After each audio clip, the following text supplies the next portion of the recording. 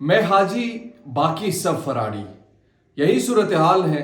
اور یہ صورتحال اس لیے ہے کہ سابق army chief general Qamar Javed Bajwa کے حوالے سے آئے روز کوئی نہ کوئی صحافی، کوئی اینکر ان سے بات کرتا ہے، انٹرویو کرتا ہے اور بعد میں پھر وہ مکر جاتا ہے۔ شاہد مطلع کی کالم کا دوسرا حصہ بڑا انٹرسٹنگ ہے، اور اس کی انٹرسٹنگ ہونے کی جو وجہ ہے وہ کچھ چیزیں ہیں۔ عمران خان کو نااہل کیوں نہیں کیا گیا، فیض سے ملاقات کیسے ہوئی، پھر جہانگیر ترین کو کیسے نااہل کیا گیا، شہباز شریف کو کیا پیغامات بھجوائے گئے، 2018 میں ان کو وزیر اعظم بنانا چاہتے تھے، وزیر اعظم کیوں نہیں بنے، اس میں حامد میر کا کیا کردار ہے، طلعت حسین کا کیا کردار تھا، اور سب سے بڑی بات کہ جنرل باجوہ نے اس انٹرویو سے انکار کیوں کیا، وہ کیوں اس سے انکاری ہے، وہ کیوں یہ چاہتا ہے کہ یہ انٹرویو میں نے دیا ہی نہیں ہے۔ دوسری طرف شاہد مطلع نے کیا کہا اس حوالے سے وہ آپ کے سامنے رکھیں گے، لیکن سب سے امپورٹنٹ چیز جو اس ویڈیو میں ہے وہ شاہد مطلع کا کالم، اس کی جو خاص چیدہ چیزیں ہیں وہ میں آپ کے سامنے پہلے رکھ دیتا ہوں، پھر اس پر میں اپنا تجزیہ بھی آپ کے سامنے رکھوں گا۔ لیکن اس سے قبل شاہد مطلع نے لکھا کیا ہے اپنے اس کالم میں دوسرے پارٹ میں، پہلا پارٹ تو ہم نے کور کیا تھا، دوسرے پارٹ کی طرف ہم آتے ہیں۔ شاہد مطلع نے کہا کہ میں نے جنرل باجوہ سے سوال پوچھا، بقول شاہد مطلع کے، کہ کیا شہباز شریف نے وزارت عظمیٰ سے استعفیٰ دینے کا فیصلہ کر لیا تھا؟ 2018 کی بات ہو رہی ہے، یاد رکھیے گا۔ جنرل قمر جاوید باجوہ نے جواب دیا کہ جب 10 اپریل کو عمران خان کے خلاف تحریک عدم اعتماد کامیاب ہوئی تو اس کے بعد نواز شریف سے ملنے گئے۔ ان سے پوچھا آپ کا حکومت کرنے کا کیا پلان ہے؟ تو وزیر اعظم شہباز شریف نے کہا 2-3 قوانین بنا کر 4-6 ہفتوں میں الیکشن کا اعلان کر دیں گے۔ میں بھی یہی چاہتا ہوں کہ انتخابات ہوں اور اگلی حکومت فریش مینڈیٹ کے ساتھ فیصلے کرے، لیکن ISI کے لوگوں کی بات ہوئی تو مولانا فضل الرحمان اور آصف علی زرداری دونوں چاہتے تھے کہ حکومت 1.5 سال پورا کرے۔ یہ جنرل باجوہ کی کرامات دیکھیے کہ جب یہ نیوٹرل ہو گئے تھے تمام تر معاملات، اس کے بعد بھی یہ سب کچھ ہوتا رہا۔ 2018 کی نہیں، جب عمران خان کے خلاف عدم اعتماد قرارداد پیش ہوئی، شہباز شریف وزیر اعظم بنے، اس کے بعد کیا ہوتا ہے کہ جنرل باجوہ شہباز شریف سے ملاقات کرتے اور ان سے پوچھتے ہیں کہ بتائیے آپ کی حکومت کا کیا پلان ہے۔ وہ بتاتے ہیں کہ ہم نے 4-6 ہفتوں کے لیے رہنا ہے، بس چند قوانین ہم نے کرنی ہے۔ اس کے علاوہ 10 اپریل کے بعد جنرل فیض نے مجھے مسلسل 2 چیزیں کہنا شروع کر دی۔ یہ جنرل باجوہ بتا رہے ہیں کہ 10 اپریل کے بعد جنرل فیض نے مجھے مسلسل 2 چیزیں کہنا شروع کر دی تھی۔ ایک یہ کہ آپ الیکشن کروا کر جائیں، دوسرا عمران خان آپ سے ملنا چاہتے ہیں، ان سے ملاقات کر لیں۔ 9 مئی کو شہباز شریف اور ملک احمد خان میرے گھر آئے اور کہا کہ ہم نے الیکشن کروانے کا فیصلہ کیا ہے۔ ملک احمد کہنے لگے کہ میں نے الیکشن کمیشن کے ساتھ بات کی ہے، الیکشن کمیشن مردم شماری اور حلقہ بندیاں 5 اگست تک مکمل کر لے گا۔ حکومت نے فیصلہ کیا ہے کہ اگر ہم بجٹ نہیں بنا دیتے تو 5 ستمبر کو الیکشن کروا دیے جائیں، اور اگر بجٹ پیش کرنا پڑا تو ہم 5 اکتوبر کو الیکشن کروانے کے لیے تیار ہیں۔ یوں الیکشن کی تاریخ کا فیصلہ ہو گیا اور پاکستان تحریک انصاف کو اس فیصلے سے آگاہ کر دیا گیا۔ پاکستان تحریک انصاف کو کہا گیا کہ آپ لانگ مارچ کا اعلان نہ کریں۔ اس کے بعد شہباز شریف لندن چلے گئے۔ 19 مئی کو ملک احمد خان میرے گھر پر دوبارہ آئے، انہوں نے بتایا کہ نواز شریف نے فیصلہ کیا ہے کہ ہم الیکشن کروا رہے ہیں اور کل شہباز شریف استعفیٰ دے دیں گے۔ شہباز شریف نے عرفان صدیقی سے اختتامی تقریر بھی لکھوائی تھی۔ شہباز شریف نے 20 مئی کو استعفیٰ دینا تھا، ابھی ملک احمد خان بیٹھے ہی تھے تو DG ISI ندیم انجم بھی آ گئے۔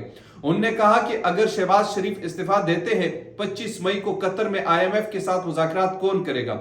حکومت سے درخواست ہے کہ شہباز شریف 10 دن بعد مستعفی ہوں تاکہ IMF سے مذاکرات بھی ہو جائے اور نگران سیٹ اپ بنانے کے لیے ہمیں 10 دن کا وقت بھی مل جائے۔ یہاں پر جنرل جو موجودہ DG ISI ہے ندیم انجم کا بھی کردار ہے کہ انہوں نے رکوا دیا تھا کہ جناب کیوں آپ استعفیٰ دے رہے ہیں، آپ جا کیوں رہے ہیں، آپ نے پہلے ان کے ساتھ مذاکرات کرنے ہیں، پھر ہم نے نگران سیٹ اپ بھی بنانا ہے، پھر اپنا ہولڈ بھی رکھنا ہے۔ اٹس مین یہی ہوا نا۔ آگے وہ کیا کہتے ہیں، ملک احمد خان نے جواب دیا کہ میاں محمد نواز شریف فیصلہ کر چکے ہیں کہ کل شہباز شریف مستعفی ہوں گے، تو اس سلسلے میں آپ سے بات نہیں کر سکتا، بہتر ہے آپ بات کریں یا DG ISI بات کرے۔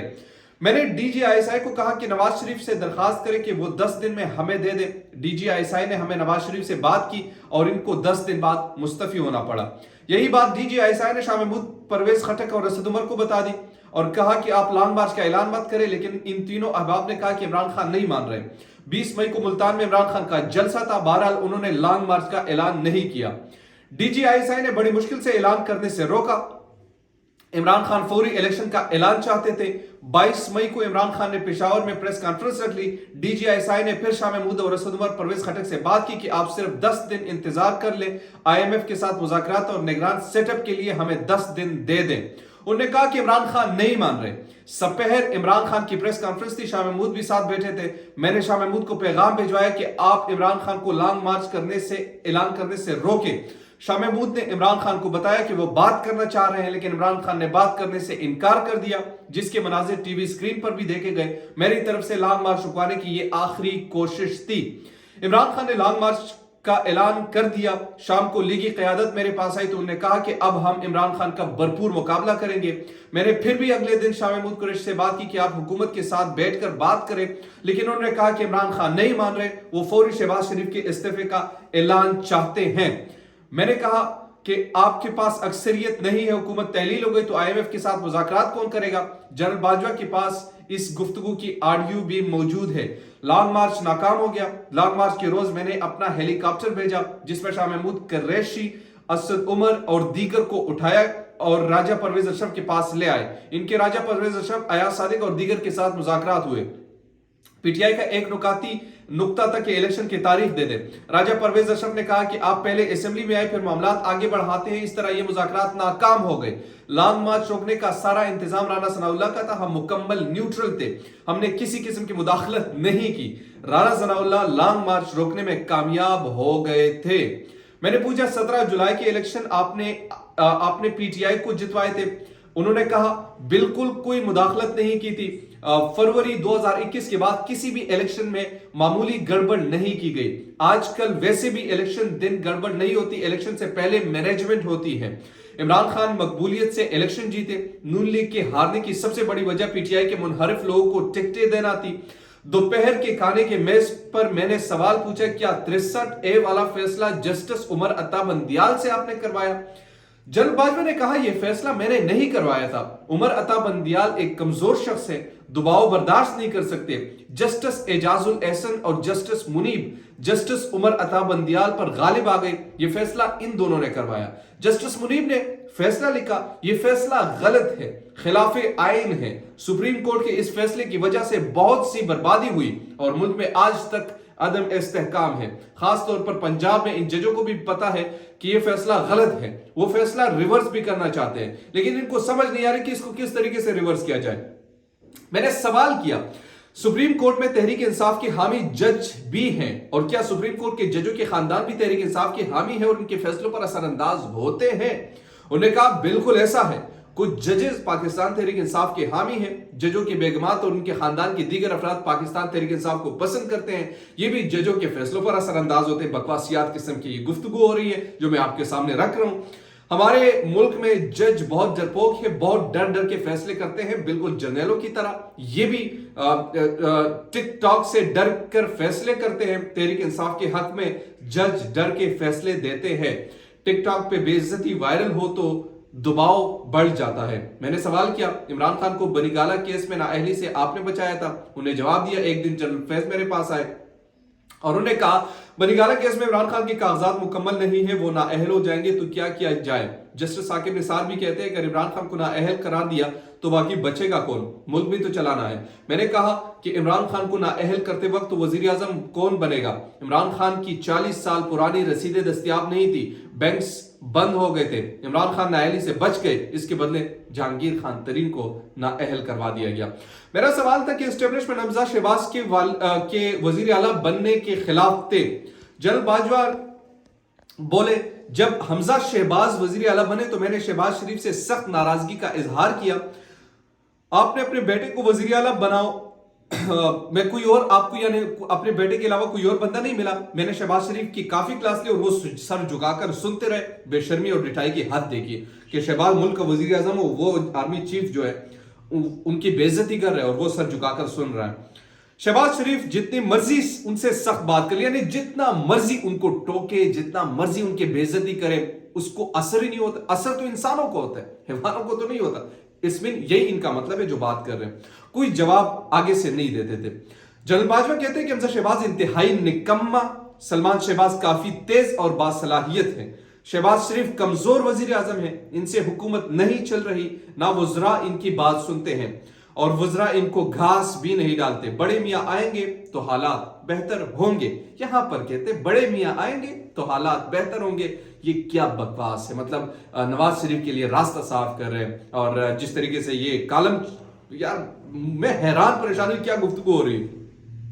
मैंने पूछा सलमान शहबाज को आपने बाहर भेजा था? जनरल बाजवा ने कहा नहीं, बल्कि मैंने जनरल फैज से पूछा था कि सलमान शहबाज बाहर कैसे गया, तो उन्होंने कहा मुझे भी नहीं पता। जनरल बाजवा कहने लगे इसके बाद शहबाज शरीफ को वज़ारत उज़्मा में मजा आने लगा था। कुछ अरसे बाद जनरल फैज फिर मेरे पास आए और कहा इमरान खान से एक दफा मिल ले। मैंने जनरल फैज को कहा अच्छा नहीं, कहा कहीं मेरे घर पर आ जाए। जनरल फैज ने कहा नहीं, आप ऐवान सदर में मिले। सदर आरिफ अलवी मुझे बार बार इमरान खान से मिलने का कह रहे थे और मैं ऐवान सदर चला गया तो हैरान रह गया। इमरान खान मुझसे बहुत अच्छे तरीके से मिले, जैसे इनको मुझसे कोई शिकायत नहीं और जैसे कोई गैर मामूली बात ना हो। मेरा ख्याल था कि वो गिला करेंगे, लेकिन वो बिल्कुल नॉर्मल थे। मैं इनके मुनाफिकत पर हैरान था क्योंकि वो अवाम में मुझ पर भरपूर तकीद करते थे। मैंने कहा आप मुझे मीर जाफर कहते हैं। इमरान खान साफ मुकर गया, कहता मैं नवाज शरीफ और शहबाज शरीफ कहता हूं, फिर कहता हूं आप इनकी हुकूमत गिरा दें, इनको घर भेज दें और इलेक्शन करवा दें। मैंने कहा आप तो असेंबली में ही नहीं, हुकूमत 2 सीटों पर खड़ी है, आप असेंबली जाए फिर फायदा होगा। तो इमरान खान कहने लगे बस आप हुकूमत गिरा दे और इलेक्शन करवाए। तो मैंने आरिफ अलवी को अंदर बुला लिया जो इससे पहले बाहर बैठे थे। उन्होंने कहा कि इन्हें समझाए कि कैसे हुकूमत गिरा सकते और हुकूमत खत्म होने का इनको फायदा नहीं होगा। जब तक वो असेंबली नहीं जाते, फिर आरिफ अलवी ने कहा इनको समझाया ये मुलाकात बेनतीजा रही और आपने इमरान खान को प्ले बॉय क्यों कहा। मैंने सवाल किया। जनरल बाजवा ने बताया इमरान खान से जब दूसरी मुलाकात हुई तो बड़े गुस्से में था क्योंकि वो मुसलसल मेरे बारे में झूठ बोल रहे थे। मैंने इमरान खान कहा कि आप अपनी जुबान पर कंट्रोल करें और अपने झूठों को लगाम दें, वरना मेरे पास कहने को बहुत कुछ है, आप झूठ बोलना बंद कर दें। इमरान खान ने कहा आप क्या करेंगे? मैंने कहा आप प्ले बॉय नहीं रहे, आपकी वीडियोस भी मौजूद है, अगर जुबान बंद ना की तो गिला ना कीजिएगा। इस तरह ये मुलाकात तलखी पर खत्म हुई। जारी है, ये कॉलम जारी है। और इमरान खान साहब ने क्या कहा कि जनाब जनरल बाजवा ने इमरान खान साहब के हवाले से कहा कि आपके हवाले से हमारे पास कुछ वीडियोस है, बाद में गिला मत कीजिए, अपनी जुबान को बंद कीजिए। ये ऐसे लोगों को ब्लैकमेल करते हैं, ये ऐसे डराते हैं, ये ऐसे धमकाते हैं और फिर बात करते हैं कि हम जमहूरियत, यानी इस पूरे कॉलम में जो कुछ मुझे नजर आ रहे हैं, जमहूरियत का जनाजा, सिविलियन के बकवासियात, जो वो ये कहते हैं कि सिविलियन सुप्रीमेसी, कुछ भी नहीं। आज शहबाज शरीफ साहब ये दुनिया का बदतरीन सेलेक्टर है, ये उनके बगैर कुछ कर ही नहीं सकता। वो जनरल बाजवा जिनके खिलाफ इन्होंने मुहिम चलाई थी, अब इनका वो दिफा कर रहे हैं, अब्बू जी बना लिया सिर्फ इक़्तिदार के वास्ते।